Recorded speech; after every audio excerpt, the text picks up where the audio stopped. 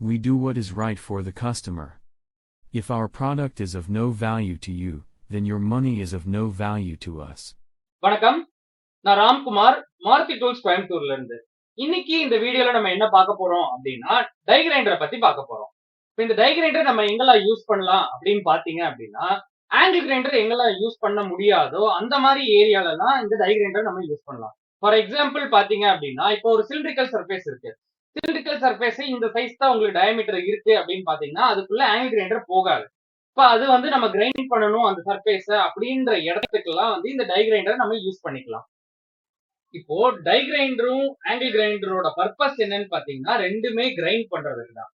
ஆனா ரெண்டுத்துக்கும் என்ன டிஃபரன்ஸ் அப்படின்னு பாத்தீங்கன்னா, இப்ப ஆங்கிள் கிரைண்டர் வந்து ஸ்ட்ரெயிட்டா இருக்கிற சர்ஃபேஸ கிரைண்ட் பண்றதுக்கு, இது வந்து டிஃப்ரெண்ட் ஷேப்ஸ வந்து கிரைண்ட் பண்ணி பாலிஷ் பண்றதுக்காக நம்ம இந்த டை கிரைண்டர் யூஸ் பண்றோம்.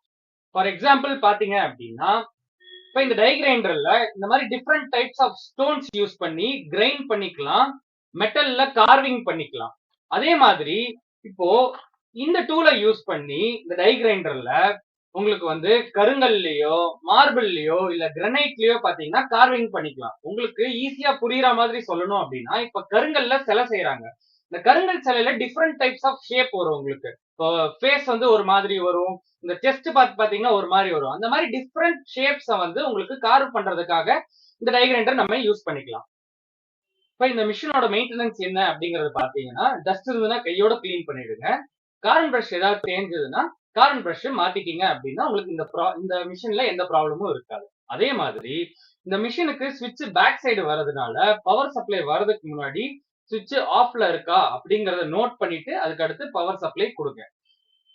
என்ன டூல் யூஸ் பண்ணாலும் சேஃபா சேஃப்டி கேஸ் போட்டு யூஸ் பண்ணுங்க. ஏன்னா நம்ம சேஃப்டி நமக்கு ரொம்ப முக்கியம். ஃபீச்சர்ஸ் ஜாஸ்தி இருக்கு அப்படிங்கறதுக்காக ஒரு ப்ராடக்டை என்னைக்குமே வாங்காது.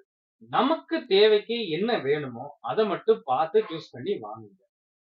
இந்த ப்ராடக்ட்டை பத்தி வேற ஏதாவது இன்ஃபர்மேஷன் தெரிஞ்சுக்கணும் அப்படின்னா கீழே டிஸ்கிரிப்ஷன்ல டீடைல்ஸ் இருக்கு, கான்டாக்ட் பண்ணுங்க. அடுத்த வீடியோல நம்ம எதை பத்தி தெரிஞ்சுக்க போறோம் அப்படின்னா பாலிஷரை பத்தி தெரிஞ்சுக்கலாம். தேங்க்யூ.